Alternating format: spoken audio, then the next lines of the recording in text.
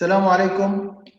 السلام عليكم ورحمة الله وبركاته. أسعد الله أوقاتكم في هذا المساء الطيب. نرحب بالمهندس سعد القحطاني رئيس مجلس إدارة مجموعة داسكو السعودية، وسعادة الدكتور موريتسيو دافي مدير شركة T.Lab بلوك تشين الإيطالية. Good evening. نسأل الله عز وجل أن يبارك لنا بهذا الاتفاق، وأن يكون بداية انطلاقة خير لمشاريع البلوك تشين في الشرق الأوسط بقوة بإذن الله تعالى. أرجو من سعادة الدكتور المهندس سعد القحطاني أن يلقي كلمته بهذا المناسبة الطيبة. الميكروفون مهندس سعد. بسم الله الرحمن الرحيم. السلام عليكم ورحمة الله وبركاته. في البداية أبارك لشركة داسكو السعودية وشركة T.Lab الإيطالية على الشراكة في مشروع البلوك تشين على مستوى المملكة العربية السعودية والشرق الأوسط، ومتمنين من الله سبحانه وتعالى التوفيق للجميع. وبداية أحب أن أعرف المتابعين والمشاهدين عن تقنية البلوك تشين وأهميتها عالميا. تقنية البلوك تشين عبارة عن برنامج معلوماتي مشفر يستخدم سجل موحد للمعاملات عبر الشبكة، حيث تم تصميمه بطريقة لا مركزية لإلغاء الحاجة إلى الوسيط أو لنظام تسجيل مركزي لمتابعة حركة تبادل البيانات، مما يجعل جميع الجهات المعنية بهذه التعاملات مهما اختلفت تتواصل مباشرة معا، وذلك دون الحاجة إلى تدخل أطراف ثالثة أو وسيط.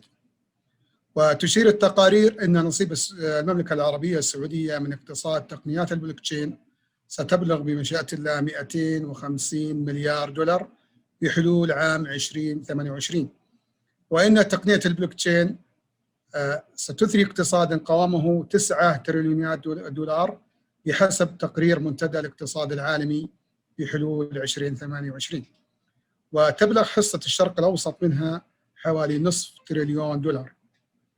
وستساعد هذه التقنية الجهات المحافظة على قوائمها والحماية من التلاعب في سجلاتها، وتعتمد هذه التقنية على عنصر الأمان وتشفير الهوية، وتوفر كثيرا من الوقت والجهد والتكلفة بسبب الاتصال المباشر بالطرف الآخر من دون الحاجة إلى المعالجة من أطراف وسيطة ومتعددة، وبالتالي يتمكن المستخدم من إجراء العمليات بكل حرية تضمن منصة أو ضمن منصة عامة آمنة في الوقت ذاته. وأهمية البلوك تشين للشركات يمكن تلخيص في هذه النقاط التالية لتحسين الكفاءة. ومن هذه النقاط التي سوف نلخصها: أولاً تحسين الكفاءة والأمان والشفافية، ولهذا التوجه العالمي تم التعاقد مع شركة T.Lab العالمية للاستثمار في هذا القطاع، حيث تعتبر من إحدى الشركات السباقة في قطاع البلوك تشين. وندعو جميع الجهات الحكومية والشركات السعودية بالتواصل معنا لشرح الفوائد التي سوف تعود عليهم وآلية التنفيذ وبحث سبل التعاون مع الجميع. والسلام عليكم ورحمة الله وبركاته.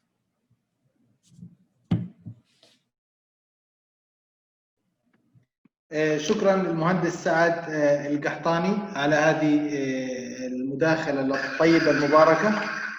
يا غبي يا غبي.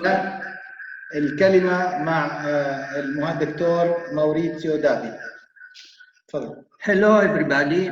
I am very happy and honored to be able to present the work project we are carrying out together with Engineer Saad, whom I thank for his intervention in such a prestigious occasion.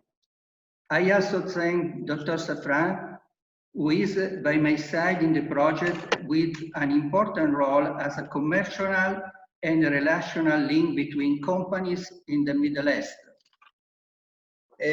الترجمة لموريتسيو هي: تحياتي واحترامي للجميع، أنا سعيد للغاية ويشرفني أن أتمكن من تقديم مشروعنا بخصوص البلوكتشين في هذه المناسبة المرموقة، والعمل الذي نقوم بتنفيذه مع المهندس سعد القحطاني وشركة داسكو، والذي أكرر شكري على جهوده وعلى مداخلته.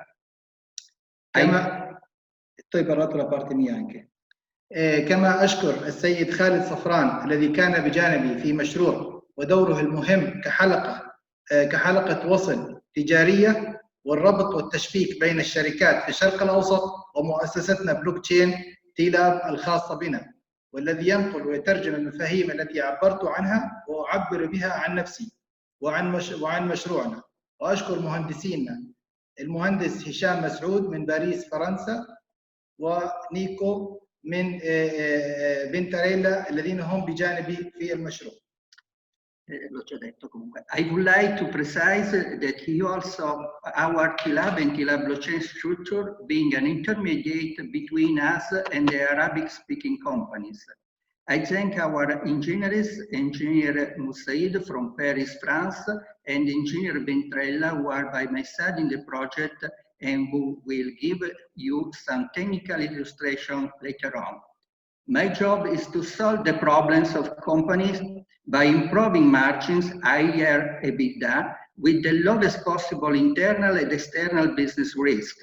History teaches that in the last 10 years, let's take use national accounts data, for example, the overall profit of company are not growth with some well-known and specific exceptions.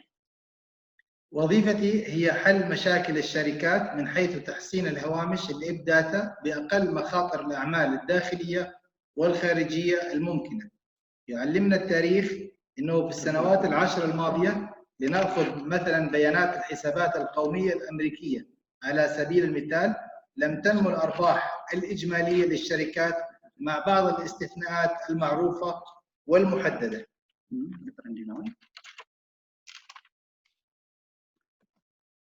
And this happened long before the global lockdown following the COVID-19 pandemic, while in the same period of time, debts and therefore business risk increased dramatically. وقد حدث هذا قبل فترة طويلة من اللوك داون أو الإغلاق العالمي في أعقاب وباء الكوفيد، بينما في نفس الفترة الزمنية زادت الديون وبالتالي مخاطر الشركات. By discussing day by day with the company CEOs and business management, we have looked for solutions to these issues. How to optimize EBITDA, how to best manage internal and external business risk. من خلال المناقشة يوما بعد يوم مع الرؤساء التنفيذيين وإدارة الشركة، سعينا إلى إيجاد حلول لهذه المشكلات. كيف تحسين الإبداع؟ كيف يمكن إدارة مخاطر الأعمال الداخلية والخارجية بشكل أفضل؟ We have focused our attention on small and medium enterprises, in particular referring to companies that do not have the same professional resources as large multinationals, to put them in a position to compete better in the industrial world, building a project that will see over time the generation of application based on distributed ledger technology blockchain. Through this, it will be possible to set up a business network to effectively distribute, share, and replicate transactions in the form of recorded, validated, and non-modifiable offer-tellable data, as well as verifiable by each participant. لقد ركزنا اهتمامنا على الشركات الصغيرة والمتوسطة، خصوصا الشركات التي ليس لديها نفس الموارد المهنية والتقنية داخلها مثل الشركات متعددة الجنسيات الكبيرة، لوضعها في وضع يمكنها من المنافسة بشكل أفضل في السياق العالمي، وبناء مشروع يوفر توليد التطبيقات بمرور الوقت استنادا إلى تقنيات البلوكتشين، والتي من خلالها سيكون من الممكن إنشاء شبكة أعمال مثل التوزيع الفعال للمعاملات ومشاركتها وتكرارها بشكل بيانات مسجلة ومصدق عليها وغير قابلة للتعديل ولا للتغيير، وكذلك يمكن التحقق منها من قبل كل مشارك. This collected data will then be analyzed through the implementation of new statistical analysis models leading in order to control the endogenous and exogenous business risk, also using machine learning, artificial intelligence, Internet of Things, with the aim of identifying direct and inverse correlation and determine the new process frontiers to increase productivity and or reduce the inefficiencies of the companies involved. The implementation of models to obtain real-time forecast of how the company will evolve will allow to automate the control of each business process, improving the company EBITDA. سيتم بعد ذلك تحليل هذه البيانات التي تم جمعها من خلال تنفيذ نماذج تحليل إحصائي جديدة رائدة من أجل التحكم في مخاطر الأعمال الداخلية والخارجية، وكذلك باستخدام التعلم الآلي والذكاء الاصطناعي وإنترنت الأشياء بهدف تحديد الارتباطات المباشرة والعكسية وتحديد حدود عملية جديدة لزيادة الإنتاجية وتقليل أوجه القصور في الشركات المعنية. سيسمح تنفيذ النماذج للحصول على تنبؤات في الوقت الفعلي حول كيفية تطور الشركة بأتمتة التحكم في كل عملية تجارية، مما يؤدي إلى تحسين أرباح الشركة أو تحسين الإبداع بشكل عام. The project is carried out by integrating skills from different fields. A strong collaboration is carried out between the mathematical, statistical, IT, engineering, economic, and legal competences within T.Lab SGF and T.Lab blockchain, and those of the university already involved and which will be affiliated. Moreover, a strong collaboration is carried out with the professional figures within each individual company that has joined and will join in the future.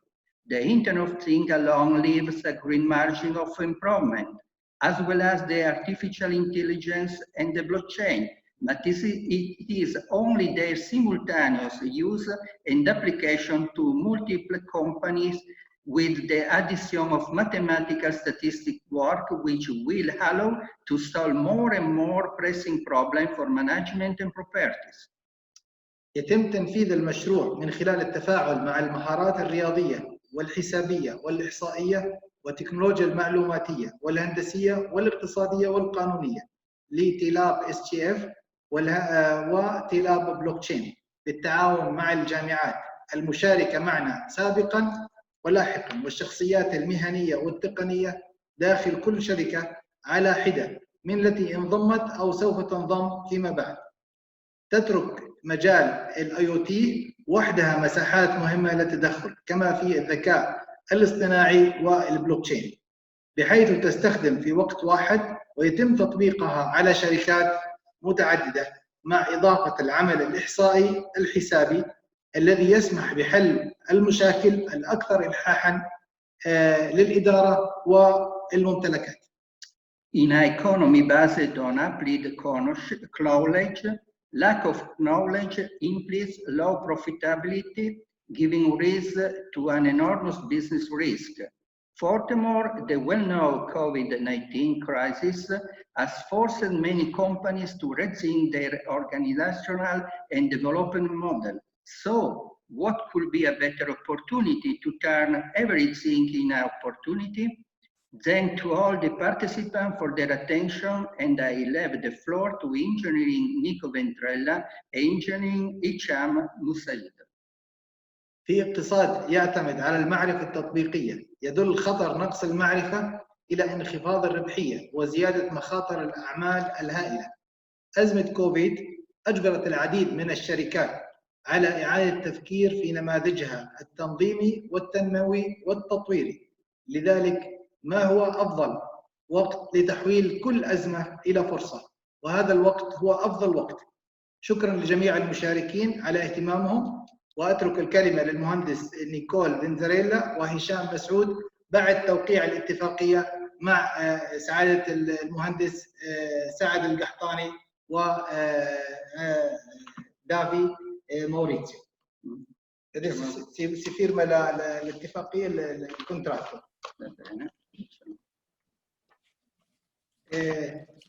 مهندس سعد جاهز للتوقيع؟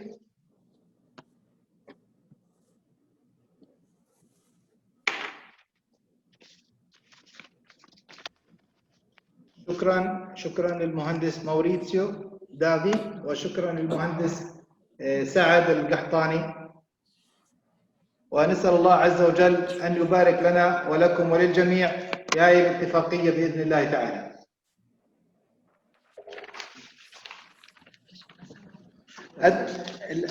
Deve parlare adesso Nico Ventarella e poi Hisham. الآن الكلمة إلى التقنيين الفنيين نيكو فينتاريلا وهشام مسعود. You are welcome. هشام مسعود. Yes, I hope you hear me well. Okay. So good evening, and thank you all for the opportunity to speak at this very important event. During the speech, I will talk specifically about the blockchain, and we will try to define it and understand what it really is, and why it may be wise to include it within our business application. Secondly, we will define some of the main features that characterize this new technology, and specifically we will focus on consensus protocols and the programmability to finally move on to more practical aspects, which are the planning and security. So to start, how we can define the blockchain, or if we want more generally speaking, the family of the distributed ledger. In a simplified way, we can describe them as a data structure shared between multiple entities.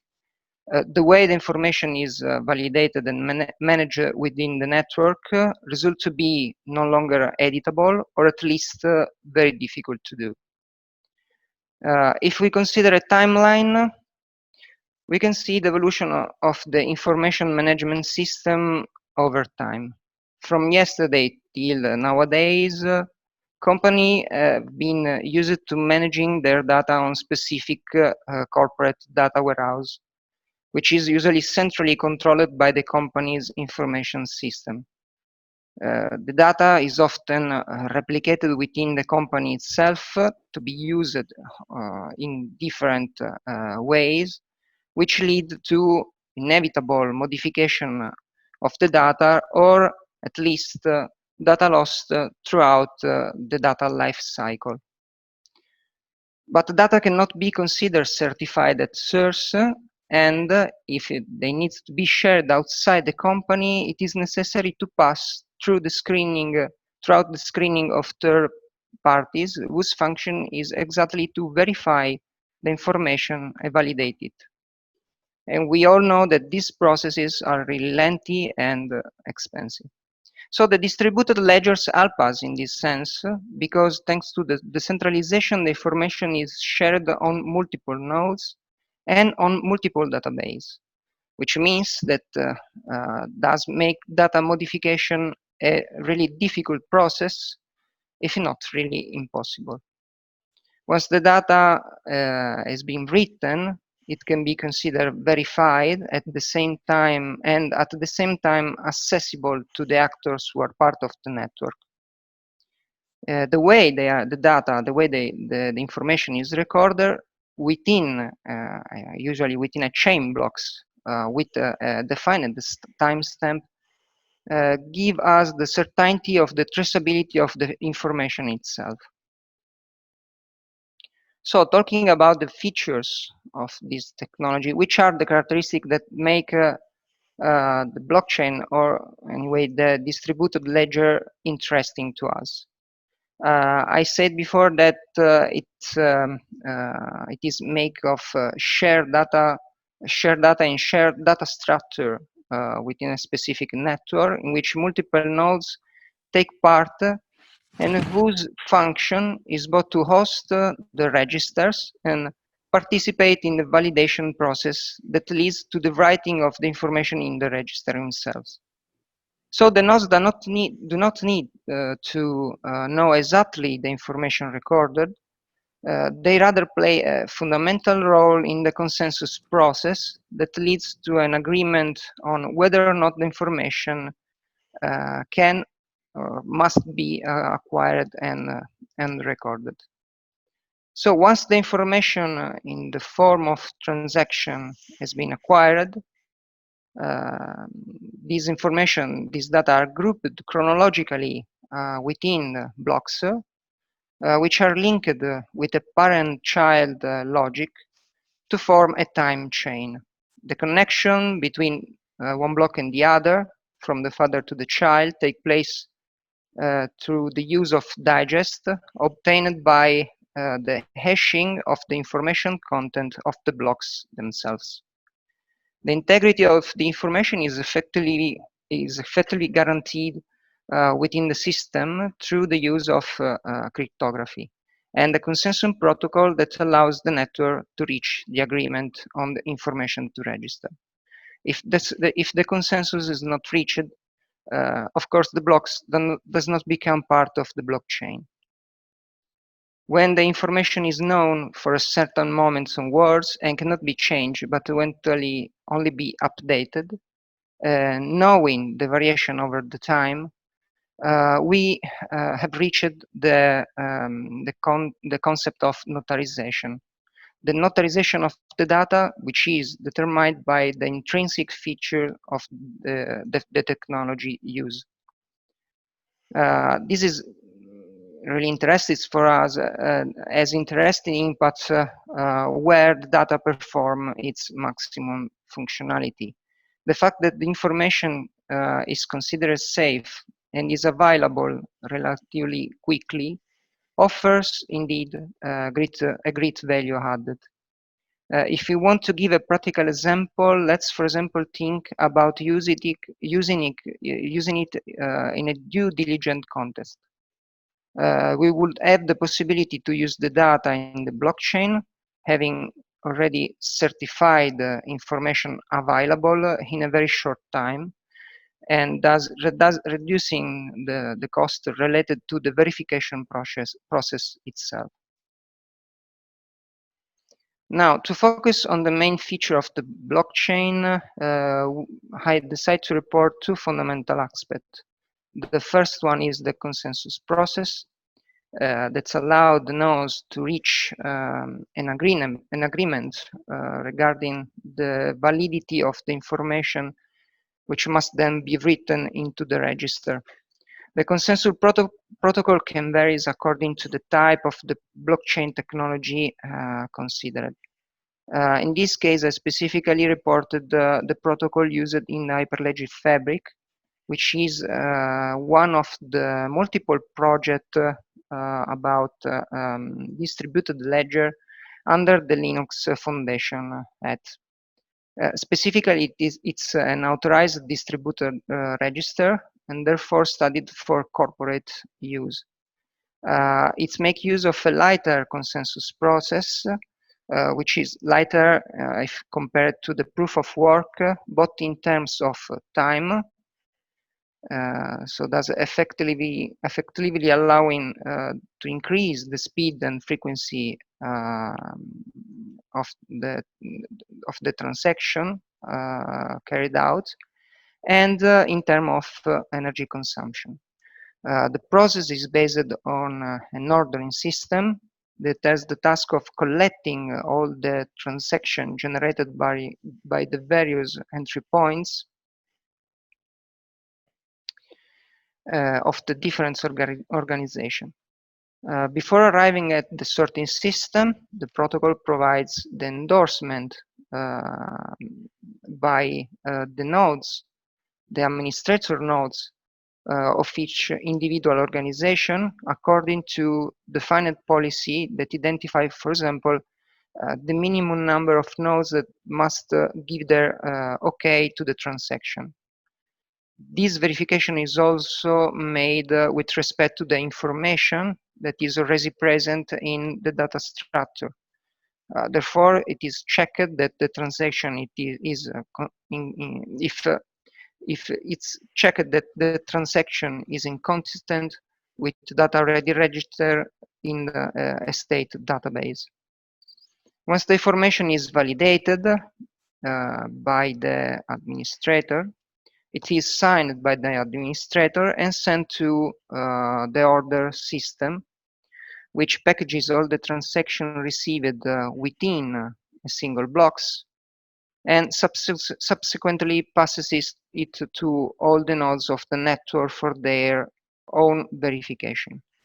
The nodes validate the transaction and write them down both in the register and the blockchain. The Fabric data structure, in fact, consists of both a real blockchain and a state database, which contains the ultimate value of the information. The other fundamental feature I want to talk about is the programmability, which is assured through what we are now used to know as a smart contract. But exactly what are the smart contracts?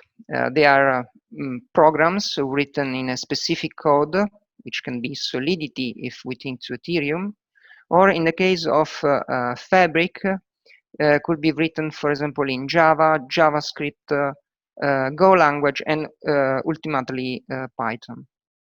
The smart contract contain, in fact, the business logic, and therefore the transaction must be activated and carried out. The smart contracts are recorded in the data structure 2, in the data structure of the distributed ledger network, and therefore they are available and verifiable.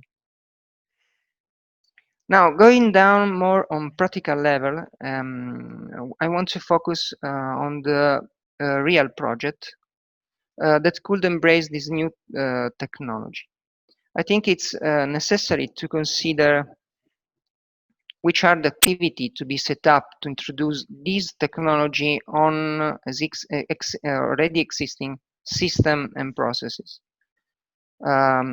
In this type of project that are highly innovative, the initial feasibility analysis takes on greater importance than usual. Specifically, we must concern, first of all, about the definition of both business and technical requirements of all the subjects that will be part of the network. So not only the organization, but also, for example, the single organization, but also, for example, the auditors, the supplier, and so on.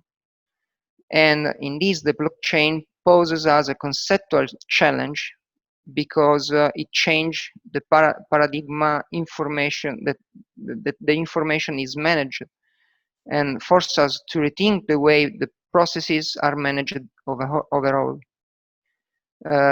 When we talk about distributed ledger information, in fact, we can no longer be thought of as an exclusive property of the individual organization. The information is not more the exclusive property of the single organization, but it must be shared among several actors, or we have to consider even more that it must be completely public. The distributed ledgers only make sense when considering consortia or groups of organization. So we need to ask ourselves, firstly of all, why we want to use the blockchain and what are the purposes to be responded. Considering the fact that this is a highly innovative technology, the requirements must be very strong and very well defined. secondly, it is also Scusi, necessary. Nicole. Non Yes. si vede le slide, non le stai mettendo in condivisione share. Ah, pensavo fossero già condivise, perdonatemi. Se riesci, meglio. Ok, scusate un attimo.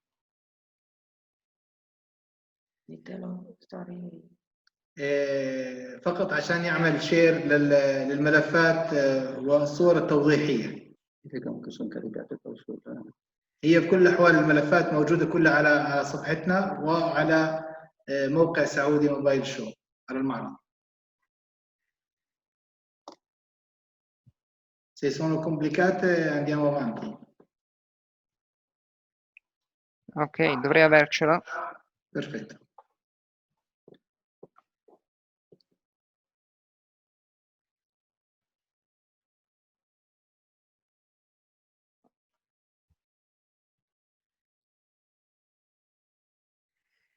Lo vedete? Così è meglio, sì. Sì, meglio. Okay. So we were talking about the project, the practical aspect.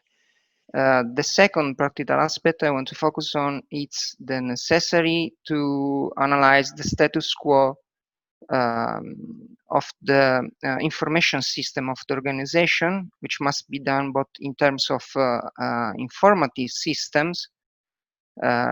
So, for example, data warehouses and ERP used, which then will be integrated with the new technology. And also information which consider above all the data and the data structure and the data life cycle, because this project must be considered from an end-to-end scope.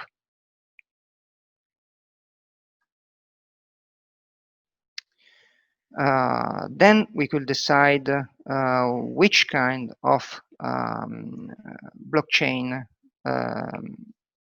we want to use. Nowadays, we can decide if to use the public. For example, we could go for the Ethereum blockchain, or for the private kind of blockchain, which means also permissioned blockchain, like, for example, the Hyperledger Fabric. But the choice, of course, depends on the information. The primary object in this kind of project is the information and its life cycle. So it will therefore be necessary, first of all, understand what information makes sense to bring to the blockchain, and what level of detail we want. We can ask to ourselves if we can put everything in the blockchain. Maybe our first response will be no, or at least not right away. It makes sense to think of bringing, first of all, those data for which the concept of certification and notarization is valid. So, for example, we can consider to bring in the audited data. Then it is necessary to understand where information can be retrieved and how it is processed today. So information management processes must be analyzed and completely revised in order to be correctly integrated within the blockchain. If we consider the fact that once the information is written in the blockchain, it becomes complex, if not impossible, to make change, and also that the history of its evolution over time is traced, it's clear we can no longer accept the shit-in, shit-out way of working that is very common throughout companies and well known to the people who works in these fields. If we consider valid this condition, we see that the implementation of this new technology brings with it another value added, which is the introduction of the data quality and data governance concept. Third, we must evaluate where the information metadata structure is consolidated or not. because for the same condition mentioned above, they are the difficulty in making change to the structure once they are inserted in the blockchain does make it sense to insert in the distributed ledger the information, only the information that has a consolidated structures. And finally, we must also think about how the information will be available and verifiable, to whom it will be available, and when. And thus conclude my speech. Thank you very much. Okay, thanks, Nico. Thanks to all to give me the opportunity to participate to this call. So I'll start sharing my screen.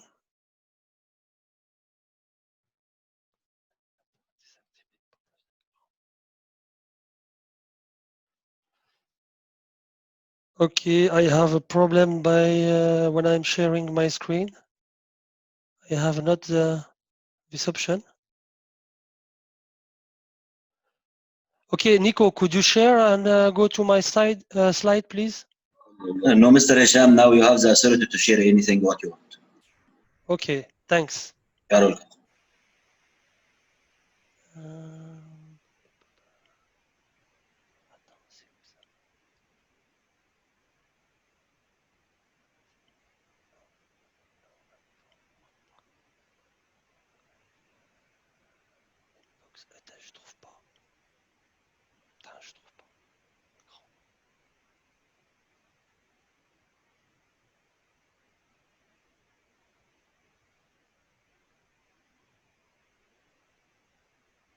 It's okay, you see my slide? Oh, yes. Yes, okay. Yes, we can see you. Okay, thanks, okay. So thanks, Nico. So now we will see by the prism of security what blockchain and especially Hyperledger bring in terms of security.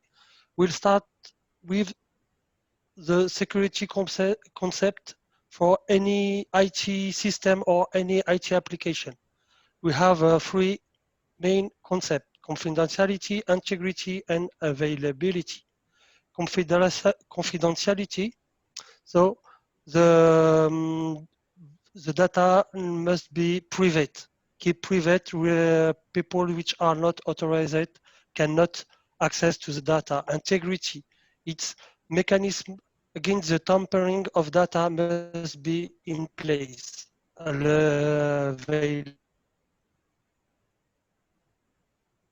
Meaning that the system must be available for user to access the data or process transaction.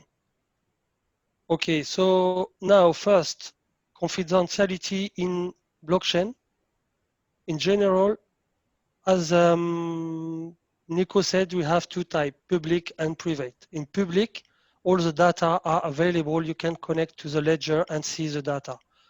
In private blockchain, like Hyperledger, there is some mechanism that make the data very private. First, the main mechanism is a channel.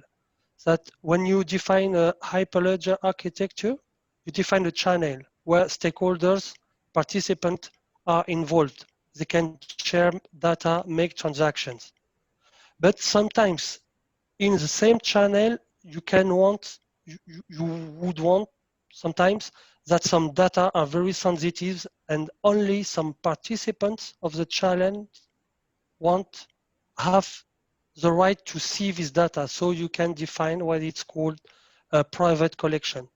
In this case, only the stakeholders, the people which are configured in the private data collection can see this data. And also, as general, in Hyperledger, there is policies that all is governed. There is a governance of about their access and the roles. We defined who can you can validate, who can deploy a smart contract. That makes the Hyperledger private blockchain more secure than more the data, there is more privacy of data in a private blockchain. The second point is about integrity.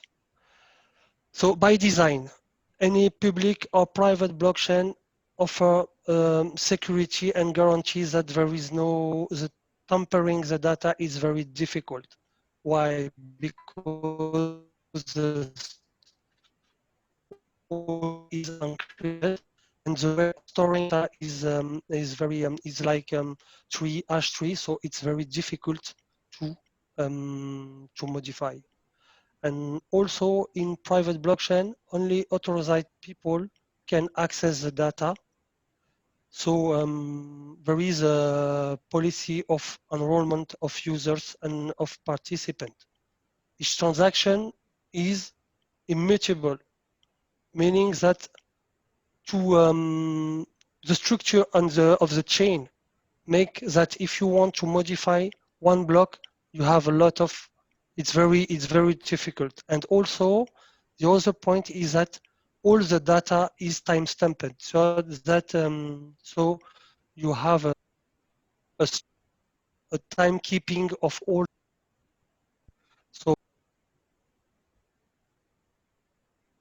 and private and public blockchain offer you a mechanism against the tampering. But you know, in public blockchain, if you want to tamper, you have to control 51% of the nodes.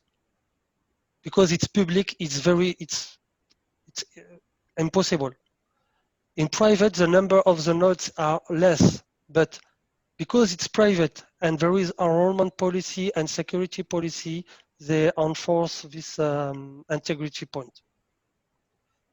So last, the availability. When we speak about availability, it's very close to scalability.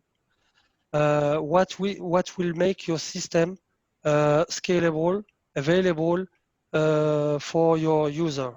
By design, the data are replicated over all the nodes in the DLT or blockchain. And another point, in Hyperledger, we'll have to deal with the number of peers orderer. It's fundamentals because we have to avoid what it's called in architecture SPOF, single point of failure. Meaning that in some architectures, you have only one point. If this point is down, all your architecture is down. That makes this point called SPOF. So by design, we have to set up the number of peers and orders, but how to define the criteria? We will come back to the business, because the business will tell you how to output you have to define. If you want a high level of TPS, transaction per second, are the data very sensitive? So it will make give you a level of decentralization, centralization. And in fact, it will have an impact on the security. And to finish,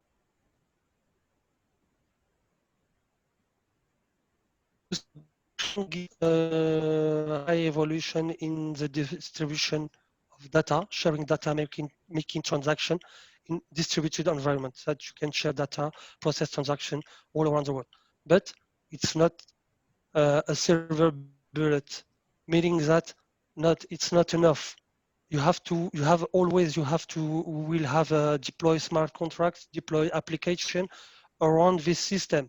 So we'll have to make special attention on always the same point. It's the same for the other IT application, social engineering. Perhaps your user will use some credentials, some certificates. So you will have to code them and to make attention to phishing, because if they lose the certificate or someone phishes them and get the certificate, they can access the data, they can tamper the ledger. In the new architecture, we deploy only APIs. So now, over the internet, it's very mandatory to secure our API. So to implement our API and to implement the security recommendation for any API. As we have in blockchain distributed ledger, we will deploy smart contract application. It's mandatory to make in place intensive policy to validate, to test, and to validate the code. We have some tools like check marks that check that the code is secure, it's safe, and implement all the recommendation. And also automation for testing make you cover a better scope for the for functional testing and sorry. Okay. And the last point, keep secret our secret. That is today when I see some organizations that they put the certificate in some ad or some file systems that it's not secure. That it's mandatory currently to use the good hardware to store our secret, our certificate. So that's all for me. Thanks.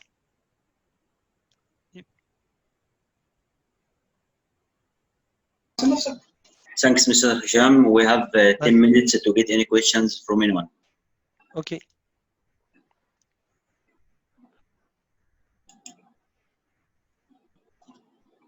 Anyone have any question, he can ask. مساء الخير، الله يعطيكم العافية. الو تفضل. إذا لأنه أنا عندي puoi dire a Hisham di chiudere la divisione e la sharing. Hisham, tu peux serrer les condivisioni? Alors, excuse-moi Nico, excuse-moi Maurizio, tu m'as dit quoi? Si tu peux, parce que nous pouvons pas voir le slide qui sont collègués. Si tu veux serrer les connexions. Tu veux arrêter le partage d'écran? Ah, je vais arrêter la partie. Ok, ça marche. Ok, parfait. Thanks. Parfait. Merci beaucoup, Hisham. Grazie. Thank you, Nico. طبعا أنا أحب أعمل ملخص صغير أيضا عن موضوع البلوكتشين. هو موضوع كما يعلم الجميع شيء جديد وتقنية نوعا ما معقدة حتى على الخبراء في موضوع البلوكتشين نفسه.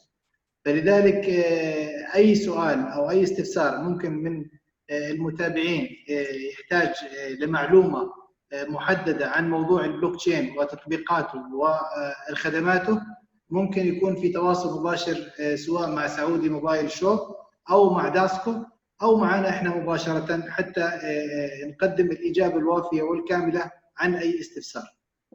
شكرا جزيلا للجميع والله يعطيكم العافية. ما بعرف إذا المهندس سعد يحب يقول كلمة أو الأخ الأستاذ هاني أو أي أحد من فريق العمل. صراحة أحب أشكر الجميع على تواجدهم مراسم الاتفاقية.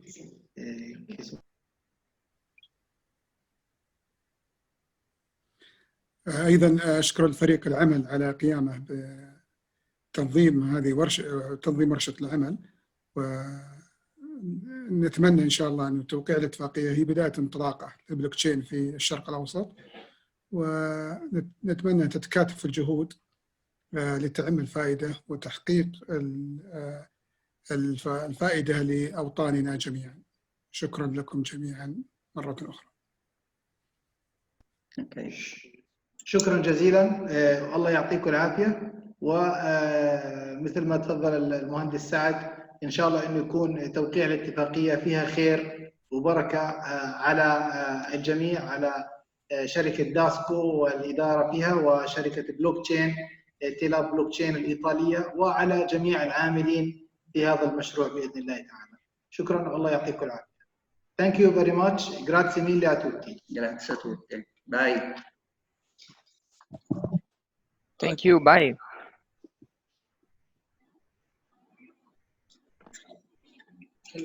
Thank you. Bye.